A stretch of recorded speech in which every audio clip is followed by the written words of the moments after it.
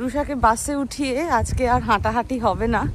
ওয়েদারটা খুবই খারাপ, বৃষ্টি পড়ছে আজকে সারাটা দিন, এরম 100% রেনফল। বাড়ি ঢুকছি, শুরু করব বাড়ির কাজ। Good morning everyone, welcome back to the channel, welcome to simple thinking simple living. কেমন আছেন আপনারা? আশা করি সবাই খুব ভালো আছেন, সুস্থ আছেন।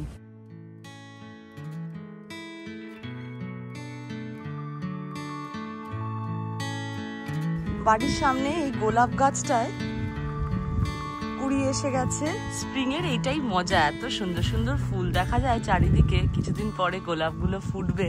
এদিকে একটা আর এদিকে একটা, দুদিকে দুটো গোলাপ গাছ আছে ঠিকই, তবে এই গোলাপটাতে না গন্ধ নেই।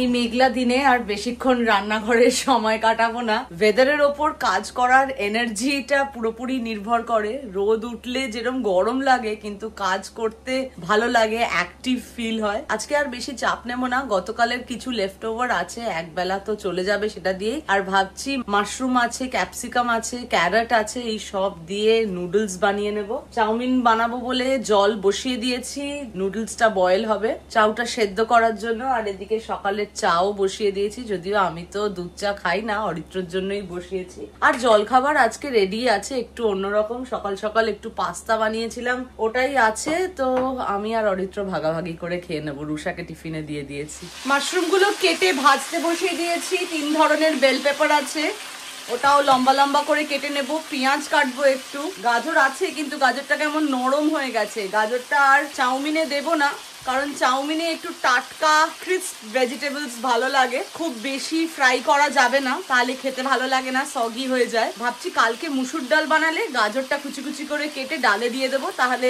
উঠে যাবে গাজরটা। তো এমনিও আর খেতে ভালো লাগছে না, কেমন নরম হয়ে গেছে। মাশরুম গুলো ভেজে নামিয়ে নিলাম।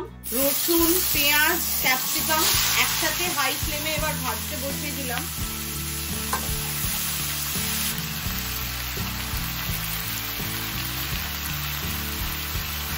চিংসের হাক্কা নুডলস মশলাটা ব্যবহার করছি। বড় কড়াইটা আর ধুতে ইচ্ছা করলো না, তাই ছোট কড়াইটাতেই মিশাচ্ছি বলে দুভাগে করছি আজকে। অল্প একটু গার্লিক পাউডার দিয়ে দিচ্ছি, আর একটু দিয়ে দেবো প্যাপরিকা, অল্প একটু নুন দিয়ে দেবো। বৃষ্টির দিনে গরম গরম ধোয়া ওঠা চাউমিন একদম রেডি। সস মেশাই না আমি, কারণ আমাদের বাড়িতে কেউই খুব একটা সস দিয়ে খেতে ভালোবাসে না, সস খেলে আলাদা করে ওপরে নিয়ে নেয়। খাওয়া দাওয়া হয়ে গেছে, শুধু বাসনটাই মাজা বাকি। বাসনটা মাজার আগে ভাবলাম একটা কাজ সেরে নি, অনেক দিন হয়ে গেছে নিজের একটু রূপচর্চা করা হয়নি। কিছু ইনগ্রিডিয়েন্টস নিয়ে নিয়েছি, ভাবলাম ওগুলো গুলে একটু মুখে লাগাই, তারপরে বাসনটা মেজে।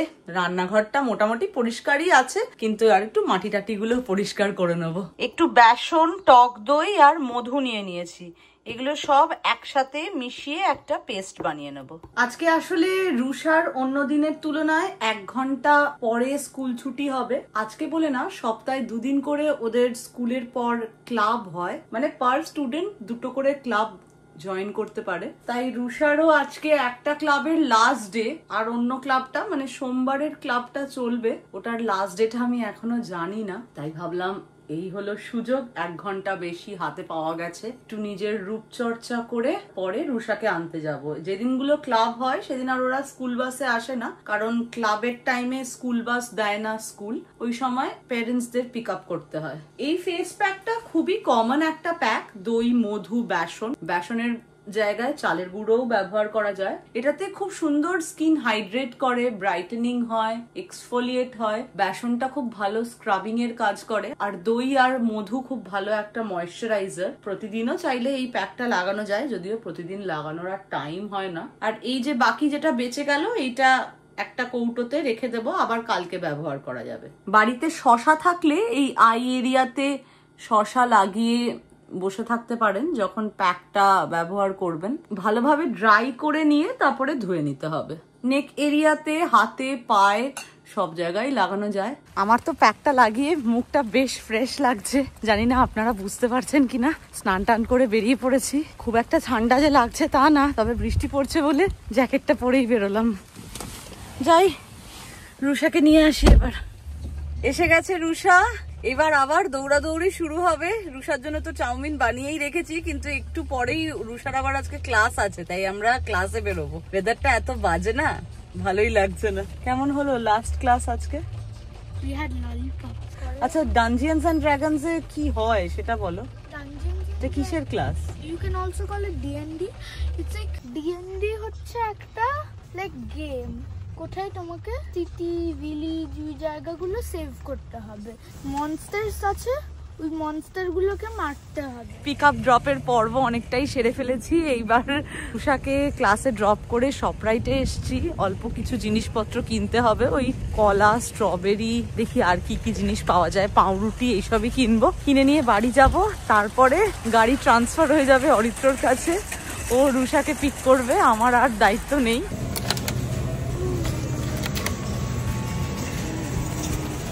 আমেরিকা সিজন ওয়াইজ সেজে ওঠে। সামনেই মাদার্স ডে, তাই মাদার্স ডে উপলক্ষে সুন্দর সুন্দর ফুলের বুকে, কি সুন্দর সুন্দর বেলুন। আমাদের পার্কিং লটের নতুন বন্ধু, বেশ কয়েকদিন ধরেই দেখছি, ইন্ডিয়ান কোম্পানির ইন্ডিয়ান মোটরসাইকেল। বাড়ি তো পৌঁছে গেছি। এইবার এই যে বোঝাই করে রেখেছি জামা কাপড়, আর এই টেবিলটা বড় অগোছালো আছে, এটা একটু গুছিয়ে নেব। তার আগে আপনাদেরকে বলি আমেরিকায় আফটার স্কুল ক্লাব কি। আফটার স্কুল ক্লাব একটা স্ট্রাকচার্ড প্রোগ্রাম বা অ্যাক্টিভিটি, যেটা রেগুলার স্কুল আওয়ার্স এর পর হয়, সেই জন্যই এটাকে আফটার স্কুল ক্লাব বলা হয়। এই ক্লাবগুলো কম্পালসারি নয়, তবে যদি কোনো বাচ্চা আফটার স্কুল ক্লাব জয়েন করতে চায়, তাহলে স্কুলের কিছু স্পেসিফিক ক্লাবস হয়, সেগুলো চুজ করতে পারে। যেরকম ধরুন maths club, science club, sports club, art and craft club, আরো নানা ধরনের হয়, যেরকম movie club, cursive writing club, community cleaning বা development club, financial literacy club, এরকম নানা ধরনের ক্লাব হয়। সব স্কুলে যে একই রকম ক্লাব থাকে তা নয়, এক একটা স্কুলে এক এক রকম কারিকুলাম থাকে, তার মধ্যে থেকে বাচ্চাদেরকে চুজ করতে হয়। রুষাদের স্কুলে যেরকম 5 দিনে 5টা ক্লাব হয়, কিন্তু তার মধ্যে থেকে পার স্টুডেন্ট 2টো করেই ক্লাব চুজ করতে পারে। এই ক্লাবগুলোতে বাচ্চাদের এক্সট্রা কারিকুলার অ্যাক্টিভিটিজ এর এনরিচমেন্ট হয় বা একাডেমিক সাপোর্ট হয়। মানে বাচ্চারা পড়াশোনার বাইরেও নানা ধরনের এক্সট্রা জিনিসপত্র শেখে। আর যদি ম্যাথ বা ইংলিশের ক্লাব হয়, তাহলে একটু এনরিচমেন্ট হয়, মানে সিলেবাসের বাইরে একটু এক্সট্রা শেখে। এতে কি হয়, বাচ্চাদের নানা ধরনের নতুন স্কিল ডেভেলপ করে, বাচ্চারা আরো ভালোভাবে সোশ্যালাইজ করা শেখে। রুষাদের স্কুলে যে ক্লাবগুলো হয়, সেই ক্লাবগুলো ফ্রি ক্লাব, কিন্তু সব স্কুলে বা সব জায়গায় ফ্রি ক্লাবস হয় না। কিছু ক্লাবস ফ্রি হয়, আবার কিছু ক্লাবের ফিজও দিতে হয়। এটা ডিপেন্ড করে স্কুলের ওপর, জায়গার ওপর, আর কি সাবজেক্ট চুজ করছে তার উপর। আফটার স্কুল ক্লাবের বিষয়ে যা যা জানতাম মোটামুটি আপনাদের সাথে এই ভিডিওর মাধ্যমে শেয়ার করলাম। আপনারা যারা যারা আমেরিকা ছাড়া অন্য দেশে থাকেন বা অন্য দেশ থেকে আমার এই ভিডিওটা দেখছেন, আপনাদের ওখানে এরকম কোনো ফ্যাসিলিটি আছে কিনা অবশ্যই আমার সাথে শেয়ার করবেন, তাহলে আমারও নতুন কিছু জানা হবে। আজকের ভিডিওটা তাহলে সুন্দর একটা নোটে এখানেই শেষ করছি। আশা করি আজকের ভিডিওটাও আপনাদের ভালো লেগেছে। যদি ভিডিওটা ভালো লেগে থাকে, do like, share, comment and subscribe to simple thinking, simple living. আবারও দেখা হবে খুব শিগগিরই একটা নতুন ভিডিওতে। ভালো থাকবেন, সুস্থ থাকবেন। Bye bye.